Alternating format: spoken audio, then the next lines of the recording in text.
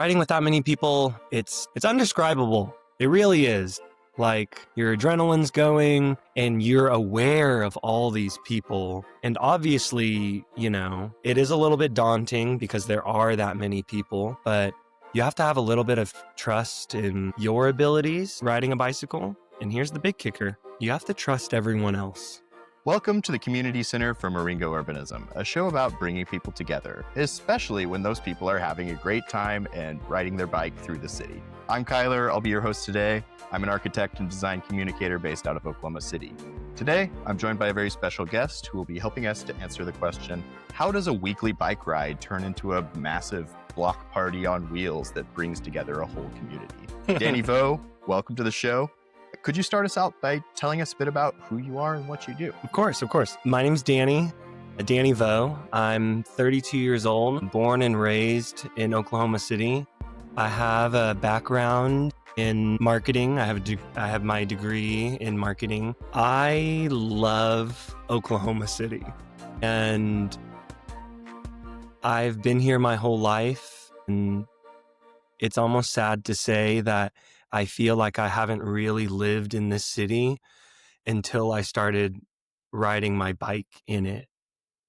And I know that sounds really weird when I say that, like I'm 32 years old and I only just felt like I am living in the city. But it really just goes to show you like how if you go about your life commuting from point A to point B in a car, and then you do it by bike, you start to really realize how much of the world around you is cut off when you're in that car. And there's so much life in Oklahoma City. And just there's a lot more to pay attention to when you aren't in a metal box. I could definitely relate to that feeling of getting out of a car and actually feeling like you are interacting with the built environment around you, as opposed to just passing by it like it's like a TV screen. Mm-hmm. And I like to make this point to people sometimes, not that like I am against the car. I have a car, and we live in a city and state that almost demands you do. And, my whole thing is I'm not trying to get people to abandon their car. I'm just trying to get people out in the city and on a bike and trying to get them to experience viewing the city in a different way. So sometimes people meet me and they're just like, oh, you hate cars. And I'm like, no, I have a Subaru Outback. I love my car. But would I recommend everyone at some point explore their city, regardless of if it's Oklahoma City? It could be any city. But I challenge every single person to try and get out and view their city, their community, their neighborhood in a different perspective. And I feel like the bike really does that for you. Yeah, for sure. Yeah. So tell me about the very start of HideAndGoBike. How did it come to be? Okay. So I didn't create HideAndGoBike. That accolade goes to a couple of my friends, Logan and Austin, who are no longer admins for HideAndGoBike. They have moved to Austin, New York City. Logan has moved back, but he's kind of just letting me take the reins, and I appreciate that. But so HideAndGoBike started a little bit before the pandemic, and it started off as a ride and seek game, hence the name HideAndGoBike. But basically, if you were to visit the Instagram at the time and you saw a picture of a bike and you knew where it was, you could basically hop on your bike, go find that spot, take a picture, send it into the account. If you were the first person to find the spot, you get to basically move it. And we had these parameters, like a big circle basically that you play in to kind of keep the game kind of centralized in our more downtown proper, if you will. Oklahoma City is very large. We hear our mayor talk about it all the time. But I think if you really live in Oklahoma City, you kind of have an understanding of like what downtown proper is. But yeah, so the game originally was a hide and seek game. And can I curse on this? Nobody has yet, but I'm not going to say you can't. Okay. I know this sounds really fucked up, but I think because of the nature of the pandemic, it really allowed the game to thrive and to really take off. Because if everyone remembers, We weren't allowed to interact with each other in tight spaces and whatnot. So, like, this game that basically told people to get outside and ride around. Yeah, just the pandemic just really allowed the game to take off. And the followers kind of just grew exponentially. And so during the pandemic, you would see all these people play the game without necessarily like seeing their face. You just saw their bike and you saw their Instagram handle. And so after a little while, during, the 2 weeks of the pandemic, we saw a lot of people play the game.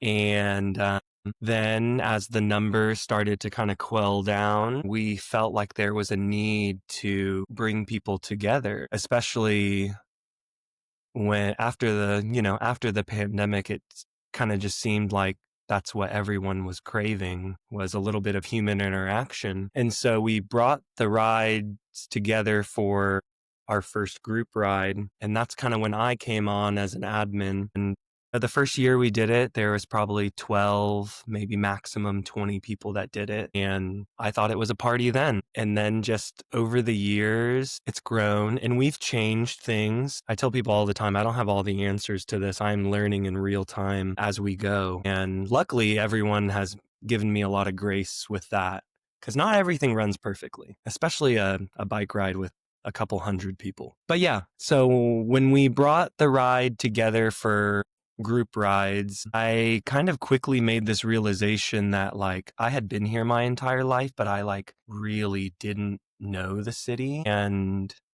I think with the pandemic, and I know it, like my story isn't unique in this way, but I feel like during the pandemic, a lot of people, how do I want to say this? I felt like a lot of people maybe lost their original friend group, or maybe they lost touch with people in the past that they were very close with. And I was one of those people.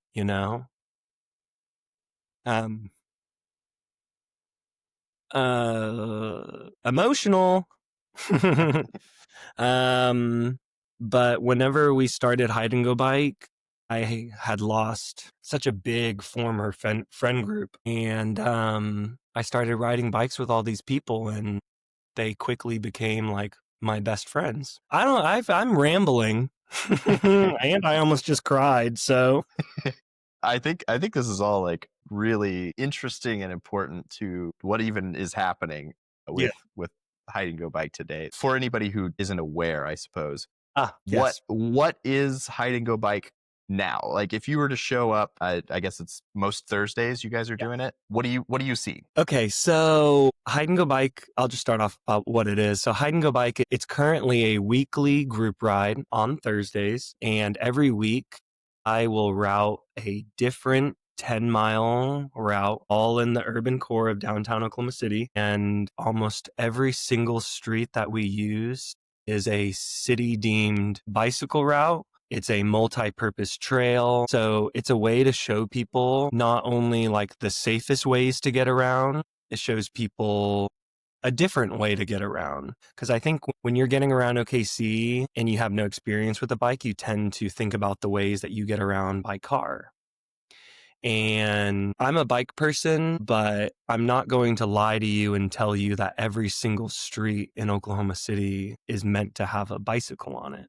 Some of these streets in Oklahoma City have 50-mile-per-hour signage, 55-mile-per-hour signage. But at Hide and Go Bike, you can expect streets that are meant for bicycles. And I think it's really important to show people those streets, because in my opinion, it's like if I can show one person either a different side of town or a safer way to get home than they knew, then all of this is already worth it. But yeah, so if you came to Mesta Park, that's where we meet every Thursday. Currently, we meet at 6:30. We roll at 7 p.m. But if you came, you would probably see upwards of over 200 people on bicycles of all kinds. You have bicycles that people pull out of their garage that have been owned by their grandparents, their great grandparents. You have bikes that are at the ride that are worth about the same price as my car. And let me tell you, it does not matter. because those same two wheels, regardless of if that bike costs $100, if that bike costs $10,000, we all leave point A and we all get to point B together.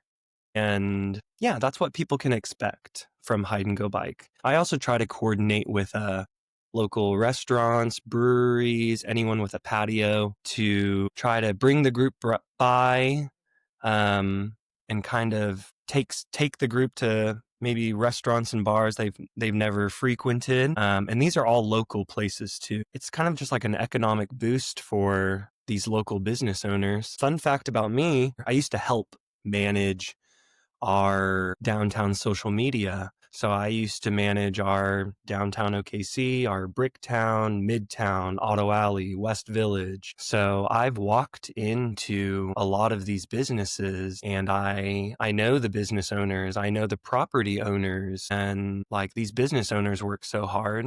Their livelihoods are attached to their business and they put their literal blood, sweat, and tears into it. And I just want to share it. And I don't ask anything from anyone. I've been running this group for now 6 years and I do it with a $0 budget. So, for instance, I just got off the phone with Burger Punk and Barceo over in the Paseo. And a question that was asked was, well, what do you want? And I was just like, I just told you, I just want to drop off 200 people on your patio.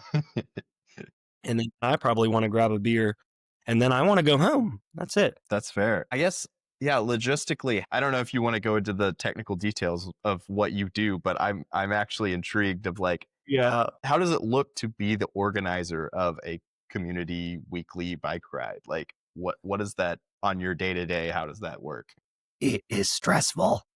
It is very stressful. And let me say, people do not take it for granted. When I go to a ride on Thursdays, people come up to me left and right and they say, thank you. Thank you for doing this. Thank you. Blah, blah, blah, blah, blah. And some of the first things I tell people is, one, I need this too. So please don't thank me. Like I get something out of this just as much as you do. Two, you helped as well. I may be coordinating, setting the route and whatever, yada, yada, yada. But these 200 people, they show up. And something that they don't teach you in life is that most of the work is just all about showing up. Because without people showing up, my thing would be nothing. So yeah, people don't take it for granted. But what it usually looks like is at any given moment, I have probably at least the next 2 to 4 weeks already planned out. And sometimes things happen. Sometimes people cancel. Sometimes I forget. But the work happens at the beginning of the week. So Monday morning, 9 a.m., I'm making phone calls. I'm sending Instagram DMs to businesses, to the liquor stores that we visit, to breweries, trying to see if they want to offer up some sort of sponsorship or anything. And so the work starts on a Monday. And so I'll usually send out, all these messages and then see who's available, see who wants to have us. And then I'll start usually jotting those down on a calendar. And then the next step is to kind of plan the route. And planning the route used to be really hard, but after 6 years, it tends to be kind of quick. You know what streets has the lights, what streets are the city deemed bicycle streets. And so once you kind of lay those on a map, the route kind of draws itself, right? That's just the planning side of it, right? The ride hasn't actually even happened at that point. And I always tell people at the beginning of the ride, I am the most stressed out. That is because we haven't actually done anything and everything could go wrong. But leading that many people can be tricky. Everyone has a very individual mindset, and I'm not a cop, so I'm like not trying to police anyone really. I just ask that before we leave, I tell everyone a small little disclaimer like, hey, if you choose to ride with us, you accept full personal responsibility for anything that could happen, talking about crashes. But I tell people, hey, we can limit those interactions. We can call out our turns. We can ride in a straight line. We can give each other a little bit of space and call out potholes, and just kind of generally we can look out for one another. And I know that sounds really cheesy and whatnot, but You drill that into people's heads enough time and people will do it. People will call out turns. People will call out obstacles. I tell people, hey, if you fall down, I guarantee you someone will help pick you up. And we don't have that in life anymore. We just don't. Somewhere between the last 10, 15 years, a lot of that human connection has been lost. I just think with how the world has been so shaped lately, it just seems like we're all just so fucking pitted against each other that it's nice to have this kind of third space that is free and is just everyone working with each other instead of against each other. And I think everyone can understand that the world isn't really like that anymore. And so for everyone to meet at this place on a certain day at a certain time to do this thing, it's something so small, but the energy that everyone puts into it, you can feel it. It's palpable. I don't know. It's a beautiful thing. And sometimes it's easy to explain what goes on and sometimes it's really hard. But yeah. Yeah, for sure. I should say for the listener, I told you this before we started recording, but I have not actually been to a hide and go bike event Yeah. before, even though it sounds like exactly the kind of thing I would want to go to.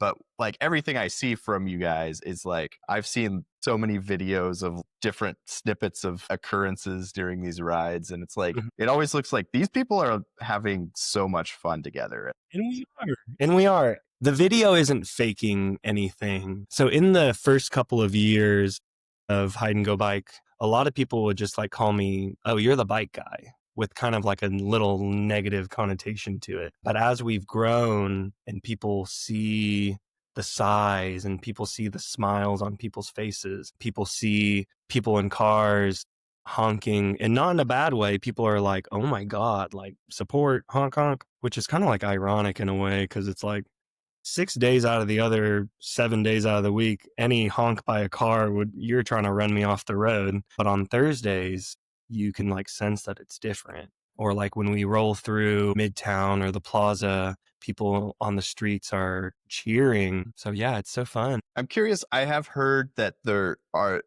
a couple of complexities when it comes to actually riding a bike in such a large group, especially like when the street is wide and you guys are all on the street and then suddenly it has to collapse down to like a bike lane or something. Like, tell me about how riding in the group is different than just riding on your own. Sorry, I just like thought about it for a second.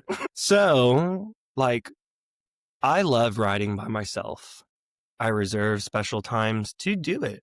I love riding with people, but I love riding by myself too. It gives me a little bit of clarity. It gives me time to just think and just to ride. But versus riding with that many people, your adrenaline's just pumping because it is something that I guarantee most people have never done. So when you're really in it and you're surrounded by all these people, your adrenaline's going and you're chatting with people and you're looking around. You're keeping your head on a swivel. We roll pretty slow for the most part. It's a very casual ride. I feel like a lot of people think about bicyclists and they think, I need to be in a skin tight latex, and I have that close too, but the Thursday ride is a lot more casual. You can literally wear whatever you want. But riding with that many people, it's undescribable. It really is. Like your adrenaline's going and you're aware of all these people. And obviously, it is a little bit daunting because there are that many people, but you have to have a little bit of trust in your abilities riding a bicycle. And here's the big kicker. You have to trust everyone else. And that's really hard when you don't know everyone's name, if you don't know their background, if you don't know all of these things that normally you would want to know before you trust someone, right? But at Hide and Go Bike, you may not know everyone, but you trust that they're not going to swerve in front of you. You trust that they're not going to bump into you. And I think when you have a group of any size that trusts each other, the outcomes are magical. A lot of people ask me, like, how do you get these people to do it? I ask them nicely. I don't tell people to do anything. I let people know that the ride is come and go. If you wanted to go to the liquor store and then go immediately home, by all means. I hope that you do stay and do the entire ride. I spent a lot of time routing it. And you know, some people do. Some people have a dinner that they need to get to, et cetera, et cetera. But more often than not, people will do the entire ride. And am I forcing them? Absolutely not. Do I care if someone gets up and leaves mid-ride? Absolutely not.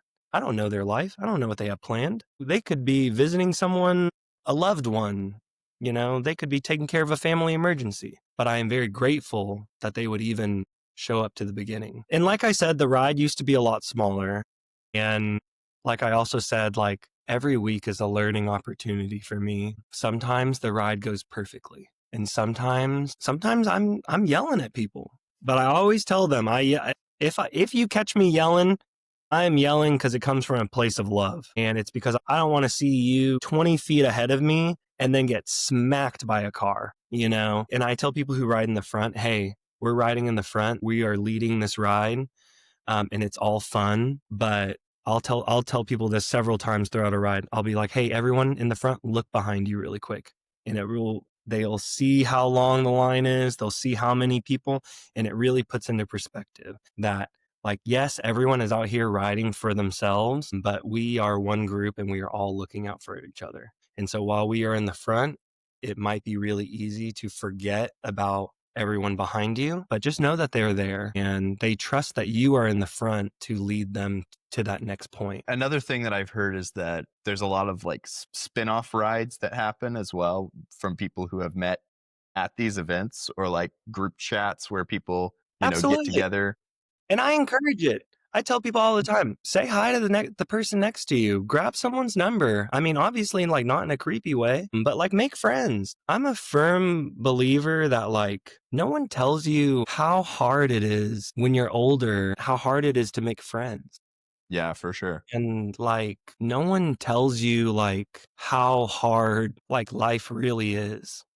And especially like after the nature of the pandemic, I think it really put into perspective for a lot of people like how important friendship is. You know, it's not just something that they talk about in animes as they beat like the villain. It's critically important to see over the span of like 5 to 6 years, not only like me get a new friend group and like some of the best people I've ever met, but I see it happen for like so many other people. And I'll look at my Instagram stories on like a Tuesday or a Sunday or any other day of the week, and I'll like see people riding around. And so like this thing has opened every single door for me. And so if it can give people even like a fraction of what it has given me, like, so great. So yeah, I see people make friends. When the ride is over, like if we wanted to, we could ride all night. We could ride until midnight if we wanted. But the ride from start to completion will take about an hour 45, maximum 2 hours.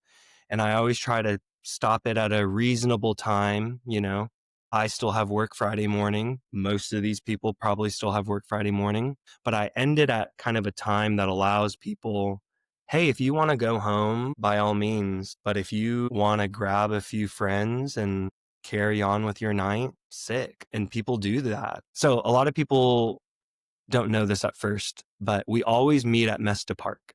But the ride almost never ends at Mesta Park.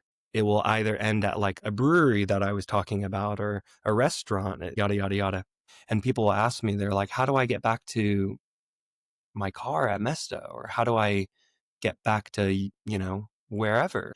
And I'm like, well, if you do this ride enough, you will know. You will know what streets you need to be on to get back to your car or back home. But sometimes if we're standing at the end and someone's asking, well, how do I get back to Mesta? I'll literally scream, who is going back to Mesta Park? And everyone will raise their hands and I'll just be like, well, now you have 20 people. to ride with back to your car. Be sure to introduce yourself. But yeah, the ride isn't all sunshine and rainbows, though. I've seen some things, and I have had the Oklahoma City Police Department message me before, and that shit is scary. Yeah, I guess from that, what are some of your lessons learned or like cautionary tales for if somebody else in a different city is trying to organize something like this? What would you recommend they do in advance to try to prevent bad occurrences? I mean, obviously you can't cover everything, but like, Absolutely. Absolutely. And I would say that's number one, understanding that you can't prevent everything from happening. And that's kind of a tough pill to swallow, especially like when you are like kind of controlling almost every aspect of it, from the route to the vendors. So yeah, there was a point in the beginning where I did try to control everything, and you realize that these are humans and that you shouldn't just control the outcome every single time. You can kind of push everyone towards an outcome that you would like to happen. Like, hey, everyone get to point B safe. Is that going to happen every single time? I don't know. I wish I did know. I think that if I were to give, and I have given advice to other people, I want to say at least 3 times a year do I get a DM from an account from a different city, and they're like, hey, we just started this. Do you have any advice? And I always just say like, hey, shit's going to happen. But some other advice I give people is like safety, safety. And if you are like, if you ride your bike often, and, you know, the people who are really into bikes, people think like, oh, like they're going to run lights. No, we want to live another day so that we can ride bikes. So I always tell people, I'm like, encourage safety. It might sound really lame. It might sound really corny, especially when you're like trying to build your group ride in the beginning. You really want it to be cool and you want it to be fun. But if people aren't getting home safely at the end of most nights, people aren't going to come to your ride if they think that they're going to get hurt every week. So yeah, just like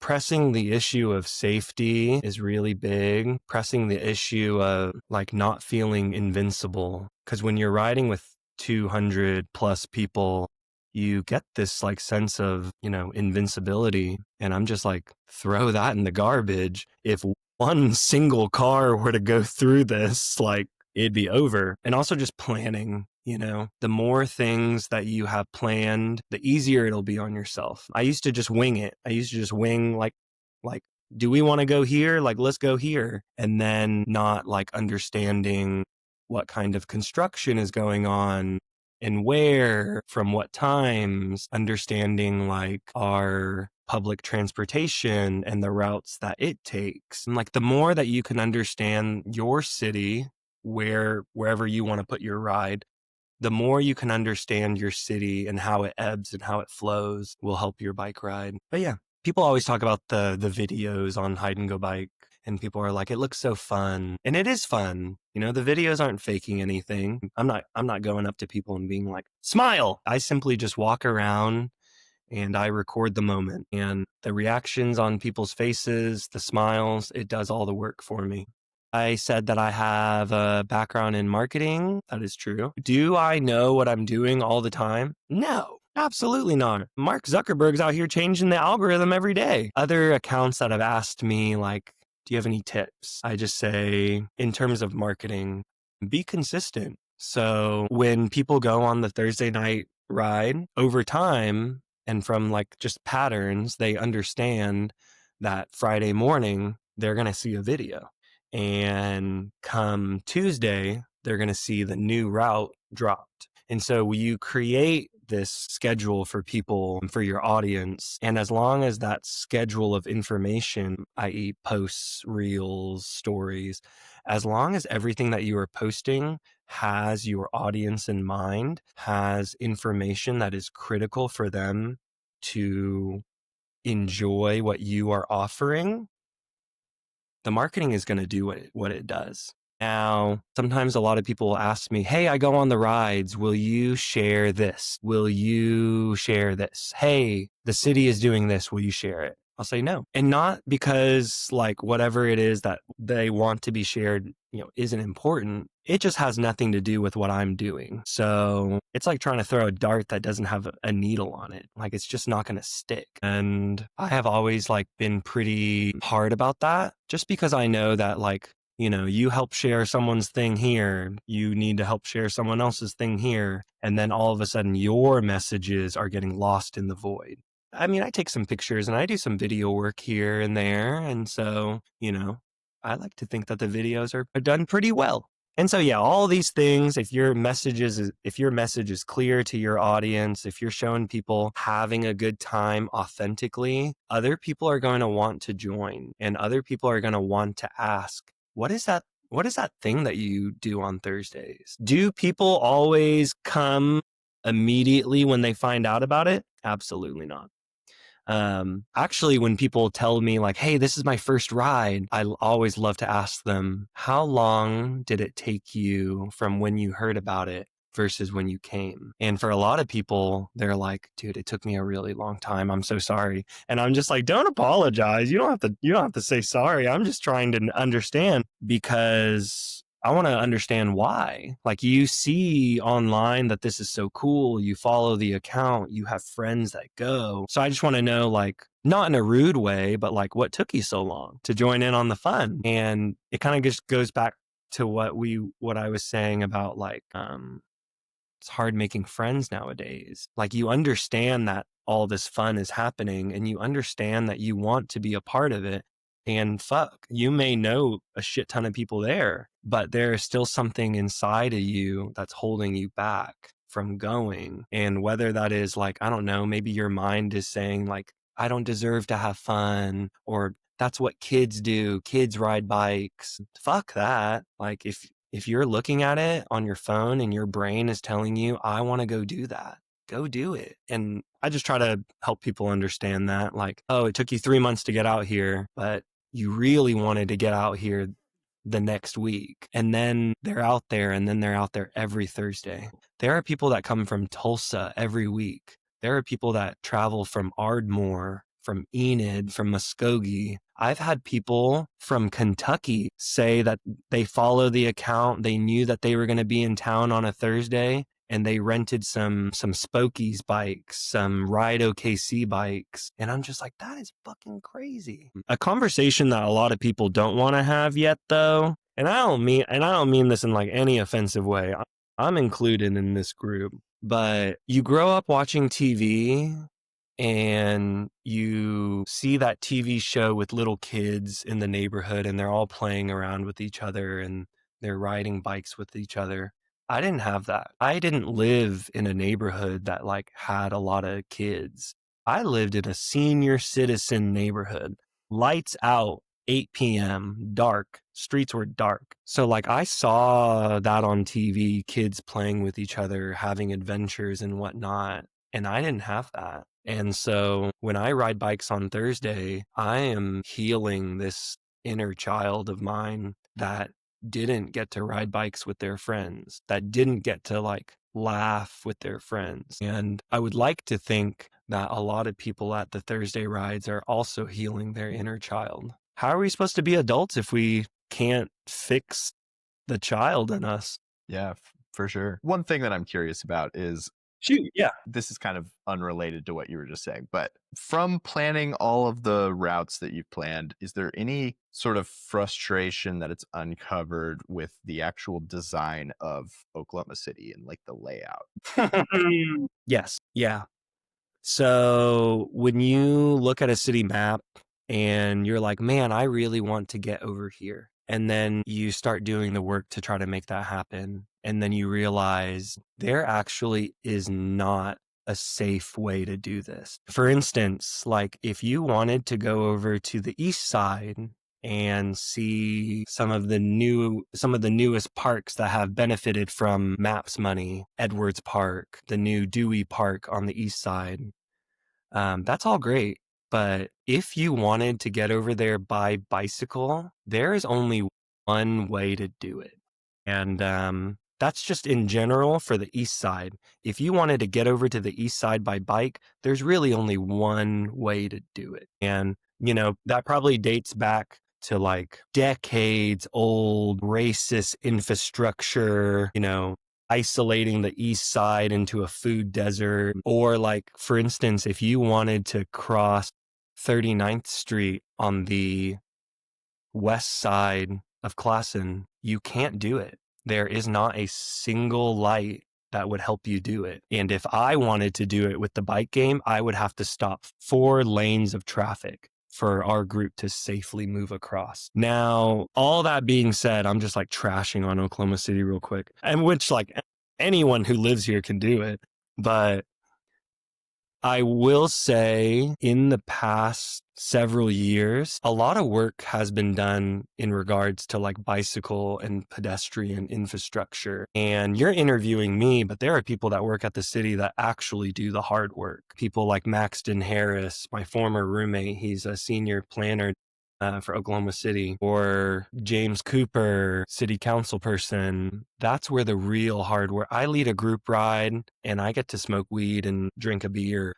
And sometimes I get like a free burger or a slice of pizza. And these people down at the city are like doing the difficult jobs. They're answering like the difficult questions. But I think that Oklahoma City has done a great job in the past several years, kind of growing the bicycle and pedestrian infrastructure. Could it be better? Yeah. I love the city, but it doesn't mean that I can't like be highly critical of it. But yes, I also shared something recently that like a critical mass ride is the first sign that like your city is getting big. Most big cities have a critical mass ride. I follow about 15 to 20 of them in about 12 different states. And so for me, it was just like eye-opening. That's like, oh, our city can support this and people want to do it. And they're not only coming from downtown proper, they're coming from everywhere. And also, HideAndGoBike is 5 or 6 years old. And I want to say that a lot of the bicycle and pedestrian infrastructure improvements have been made since HideAndGoBike has been formed. I can't like adequately say that like, oh, it's a fact, but it makes sense. There's no other group rolling around with 300 people around on city deemed bicycle streets. And then the next week, those same bike street signs on the floor are repainted. You may have already answered this, but like, what has been like one of the most impactful things you've seen come out of HideAndGoBike, or of just, organizing within the community? Like what out of that has had the most impact on you or on others, do you think? I know that's also very broad. Yeah, no. It is broad, but so much has happened to me in the past 5 or 6 years. I didn't grow up like hearing, and this is like, I said this recently before, and I hope it didn't come out bad, and I'm going to try to rephrase it now. And this is like no slight on my parents at all. My parents are immigrants and they were trying to assimilate to a world that wasn't theirs. And in that same breath, trying to raise 4 children in a world that they didn't know anything about. And that's like trauma for me to like deal with later, that I have dealt with later. But that being said, I didn't grow up hearing from my parents that like I could do good things. And not that my parents were like, oh, this little motherfucker, he's evil.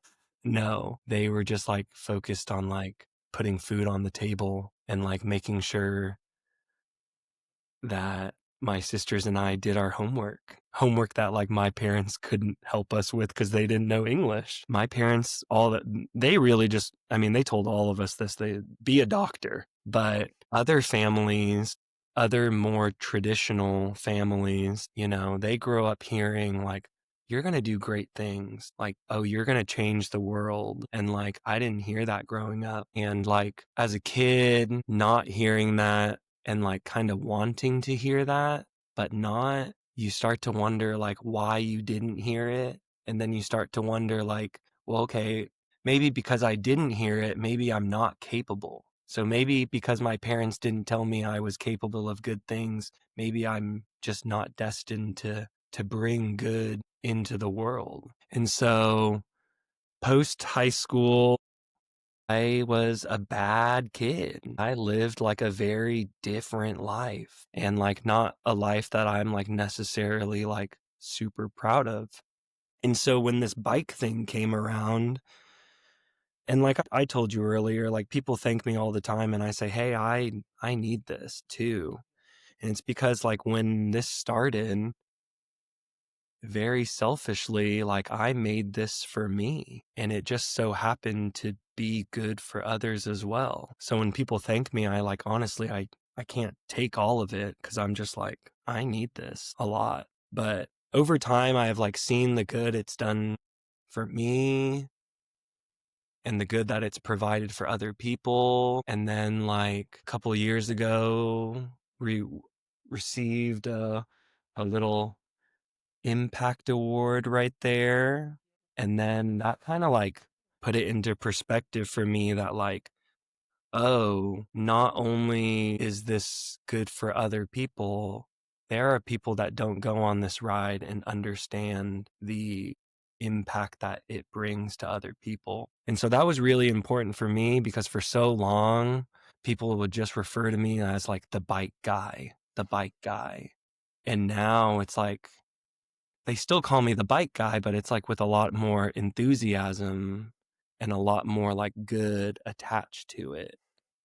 I don't know. I just used to live such a different life, and like to even think for like a fucking second that you can't do any good in this world, like to think that like you can't provide any good in life, it's like it's such a fucking sad way to live. And like I cannot believe, like, I sit here in front of you and I like truly cannot believe that for so long I didn't think it was possible. And now it is possible. And all I'm doing is pedaling. All I'm doing is riding my bike. And if I could just like go back in time and just try to explain it to a past self, like it is as easy as pedaling a bike. It is not some unsolvable math question. It is not brain surgery. Being good and like offering good towards your community can be as easy as asking someone's name and just wanting to be their friend. And it's like, I cannot believe that I thought being good was so difficult. But yeah, I think that's what Hide and Go Bike has taught me the most, is that it's a lot easier to provide good for your community than you think it is. And it's a lot less work than you think it is. And like I sit here in front of you and I say like, oh yeah, well, planning starts on a Monday and then the route and yada, yada, yada. And yeah, it is a lot of work. But for the outcomes that you see, like I would do it again. And I do it again. I've done it every week for the past 6 years. And it just goes to show you that like it's worth it. Yeah, for sure. Well, Danny, thank you very much for talking to me today. If somebody asking for a friend wants to come out to a ride, when are they? And also, beyond that, if somebody just is interested in your work, where can they find out more about that? Yes. So we have an Instagram account for Hide and Go Bike, and we post all of our updates on there. We post all of our ride recaps on there. And in the link in bio, it'll also take you to the Strava Club that I created last year as kind of a way to show people like, hey, I did this ride. I wonder who else did this ride. And then you can get on Strava, and not only can you like track your miles and track the exact route, you can also like see who did it with you. So people can find out that way. And then if people want to inquire more about me, my name is on the Instagram somewhere, but it's also at danny.vo.dang. And I'm on Instagram as well. But yeah. Well, thank you very much. I think this was a great conversation. Thanks, Kyler. I'm sorry for rambling. I'm a rambler. Rambling is encouraged. I'm a Do chatter. not worry. But yeah, this was a lot of fun. I love talking about Hide and Go Bike. I could talk about it all day. And I really do. I really do talk about it all day. I don't know where it's going. I don't know what next year will look like, but I know that there will be good times. to be had. I'm excited, and hopefully I can plug in and be a part of it at some point. Yeah. Hey, it's me, Kyler. If you enjoyed this conversation, please be sure to give the show a like, rating, subscription, or whatever kind of nice feedback you can provide on whatever platform you're watching or listening from. If you'd like to join our community to stay up to date or to discuss anything you heard in today's show, consider joining the Eryngo Urbanism Discord server. And finally, if you'd like to support the work of Eryngo Urbanism directly, you can do so over on Patreon. Until next time.